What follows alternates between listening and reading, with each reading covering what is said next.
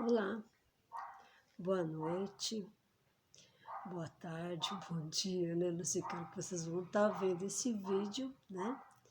Então, eu desejo a todos, né, uma boa aula. Nós vamos dar continuação do livro, da apostila, né, do curso básico do Espiritismo.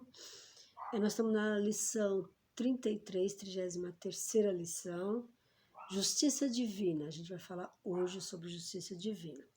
Mas antes, a gente tem que agradecer a Deus, nosso Pai, por essa oportunidade, ao Mestre Jesus e todas as equipes que estão conosco esta noite para mais essa noite de estudo. Que assim seja, graças a Deus. Graças a Deus, né?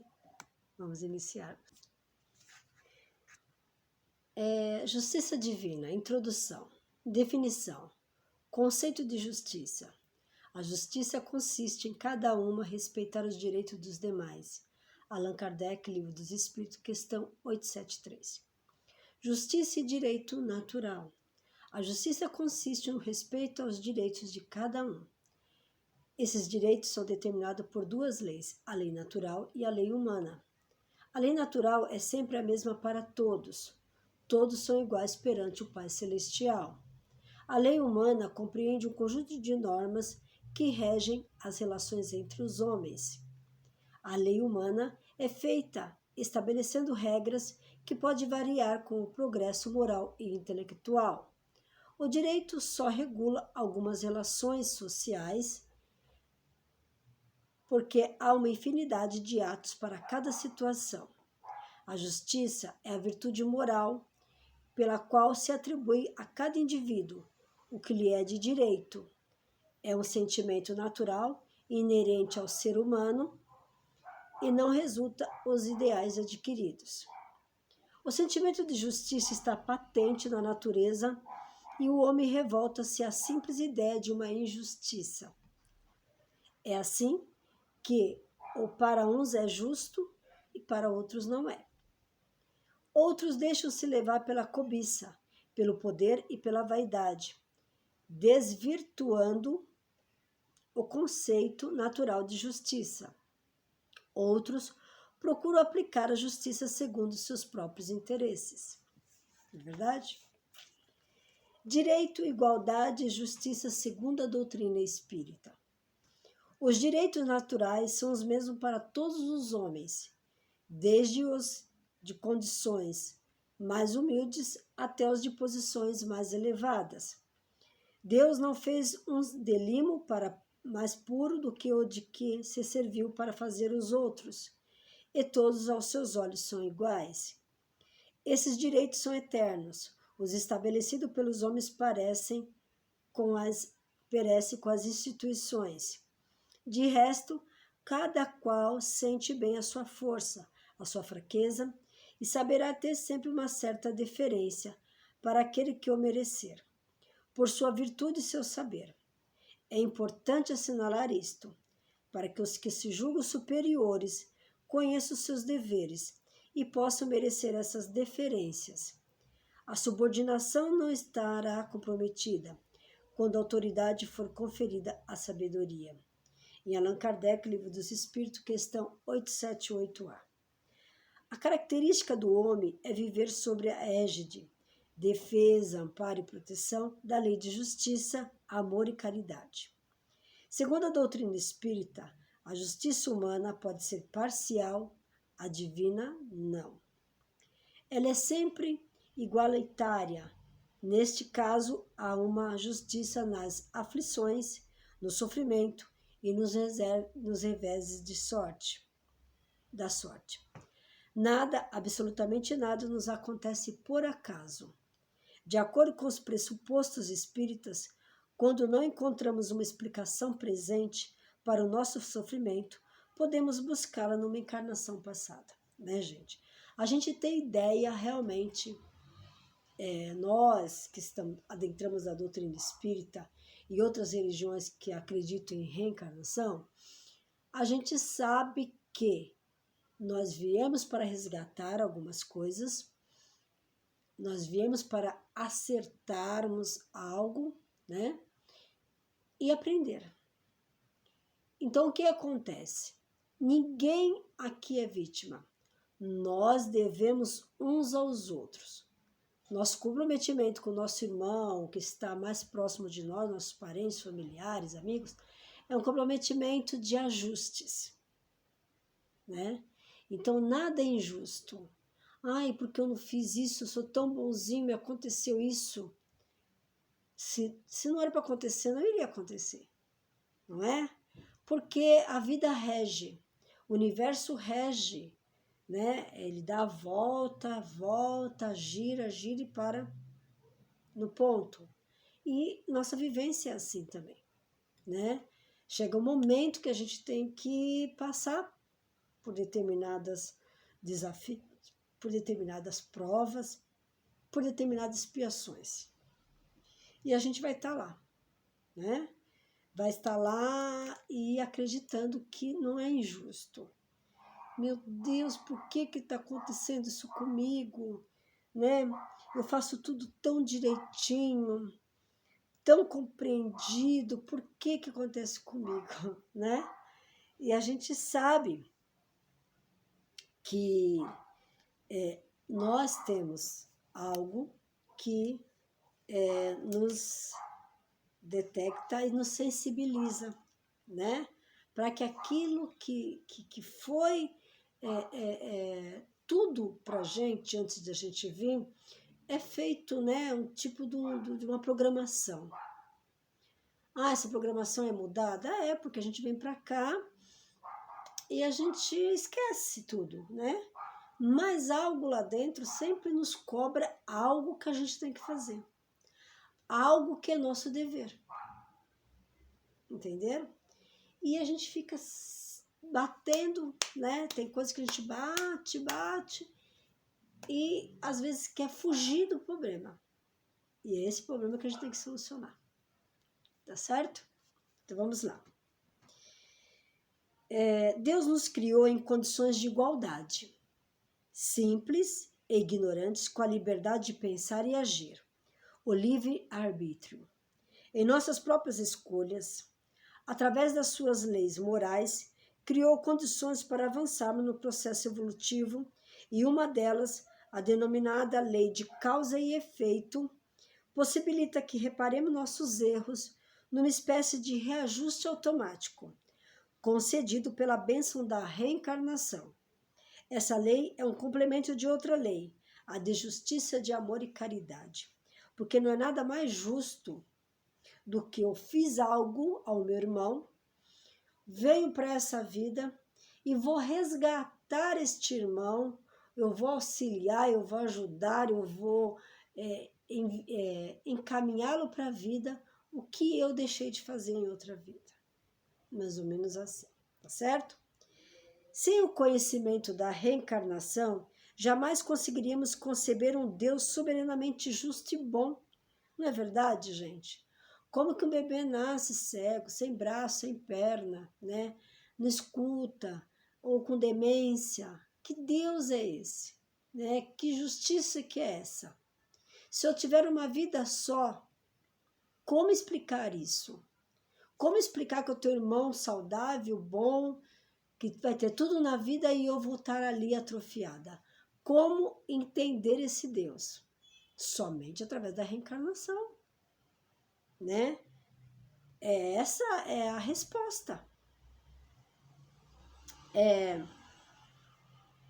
Pois de alguma forma ele se tornaria parcial, uma vez que alguns nascem bem, em condições materiais satisfatórias, em berço de ouro, né? Como diz, né? O bumbum virado para a lua, enquanto outros em condições materiais insuficientes ou paupérrimas. Tem gente que nasce sem nada, absolutamente nada, numa rua, vai mendigar junto com os pais, não é? E aí? Como explicar aqueles que nascem com perfeita saúde aos que, ao contrário, no útero materno apresentam já anomalias e fragilidades orgânicas das mais diversas, ou aqueles que adquirem durante a presente encarnação inúmeras patologias locomotoras, psíquicas ou neurológicas, Como compreender as diferenças dos laços de família? Enquanto em algumas famílias perduram as desavenças, os conflitos e atitudes de ódio entre irmãos, em outras prevalece a paz, a harmonia e a solidariedade entre seus familiares. Como explicar e compreender essa diferença entre os laços familiares que nos ligam, sem levar em consideração as vidas anteriores de cada criatura? Não tem como. Não tem como. Aí eu vou ver um Deus injusto. Eu vou ver um Deus, né? E eu sou inocente de tudo, né? Então é complicado. Não há improvisos ou acasos na sabedoria e justiça divina.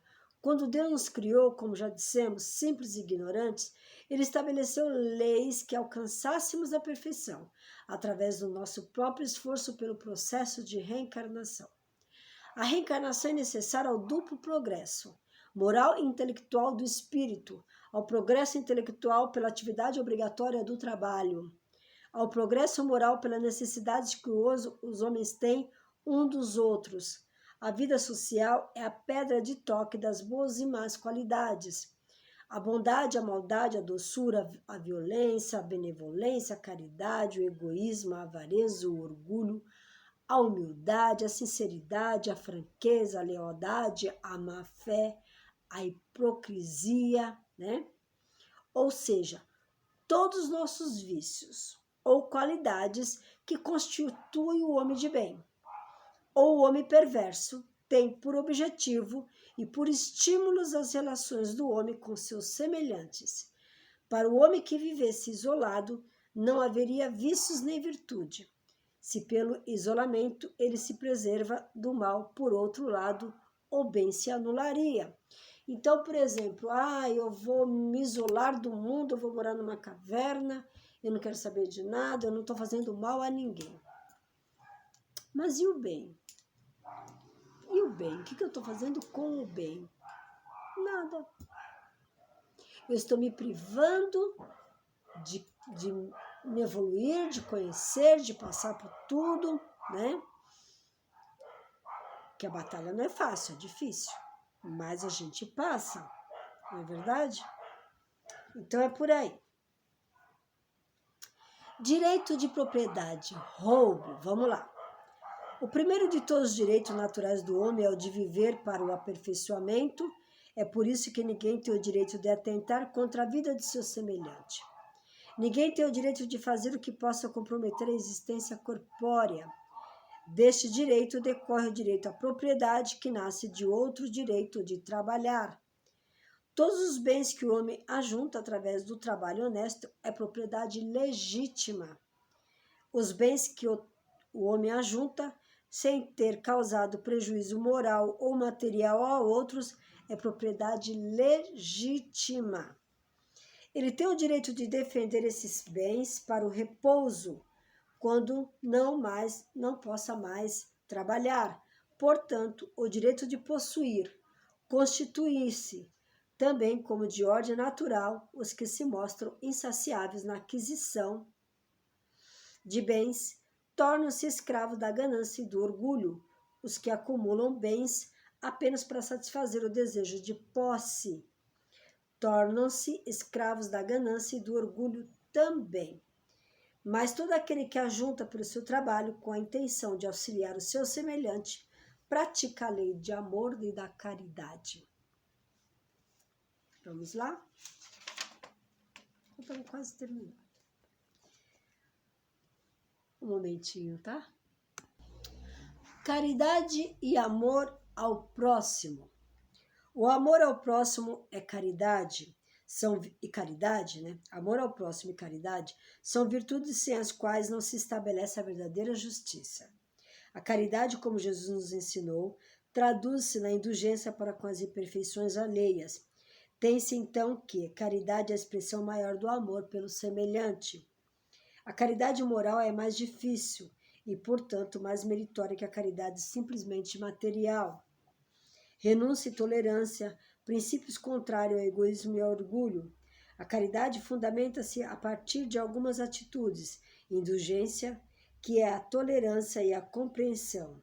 A caridade maior é a compreensão para com os defeitos do próximo, sem humilhar aquele que está em posição inferior. Qualquer que seja nosso grau de evolução, estamos sempre colocados entre um superior e um inferior. Um superior que nos aperfeiçoa e um inferior perante o qual temos deveres a cumprir. Benevolência é a bondade, é a boa vontade de ajudar desinteressadamente os que precisam de ajuda.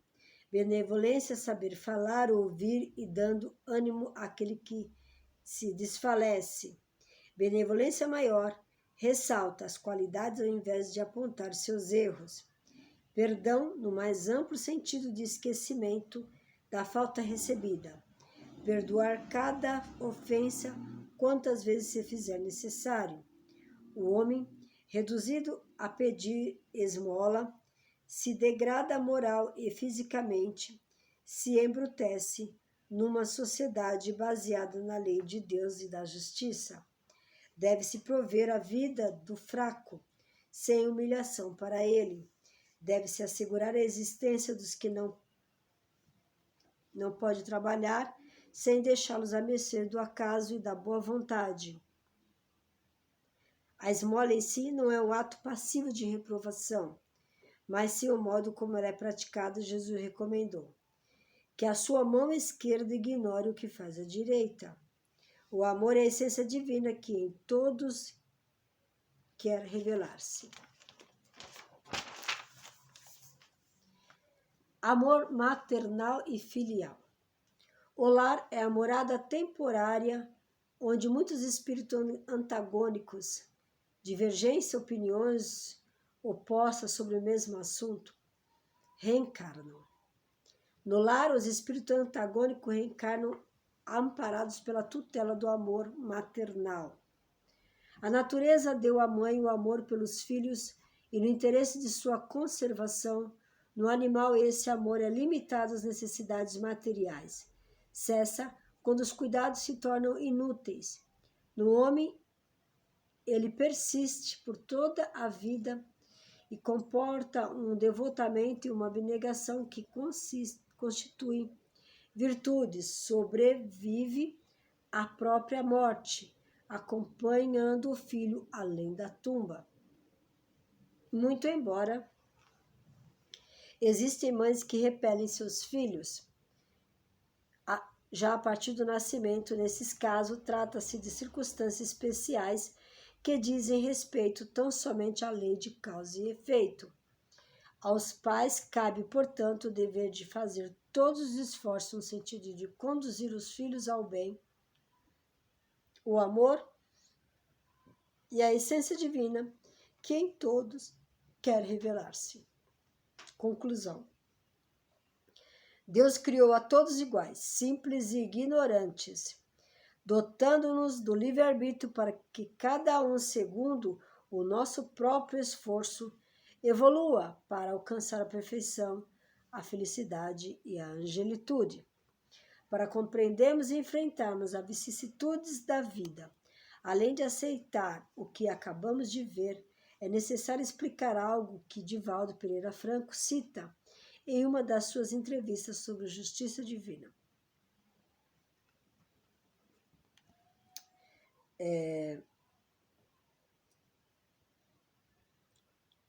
Resignação dinâmica, ou seja, aceitar o destino como processo natural para o nosso adiantamento, sem deixar-se por isso de buscar a melhoria da nossa condição. Isto é, não revoltar-se contra Deus pelas vicissitudes do presente e fazer o máximo possível para melhorar cada vez mais. Aflição de hoje, dívida de ontem. Merecimento de agora, crédito de amanhã. Cada problema que te procura é semelhante ao trabalho de análise ao trabalho dirigida, como a radiografar-te certas zonas do ser, de modo a verificar-lhe o equilíbrio. Nossas dores respondem, assim, pelas falhas que demonstremos, ou seja, ou pelas culpas que contraímos.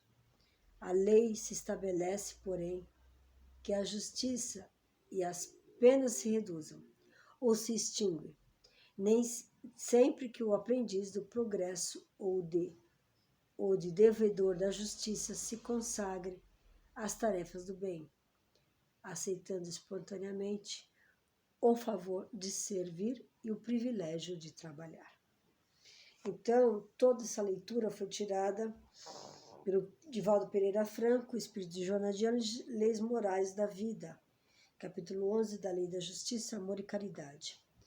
Leal Editora, 2009, Jesus e o Evangelho à Luz da Psicografia, item A Busca, Allan Kardec, Evangelho segundo o Espiritismo, Fora da Caridade Nossa Salvação, a Lei de Justiça e de Amor e a Nova Jerusalém, capítulo 12, capítulo 1, 2 e 3, Intelitéria, Editora, 2015. Bom, gente, essa foi a 33ª lição.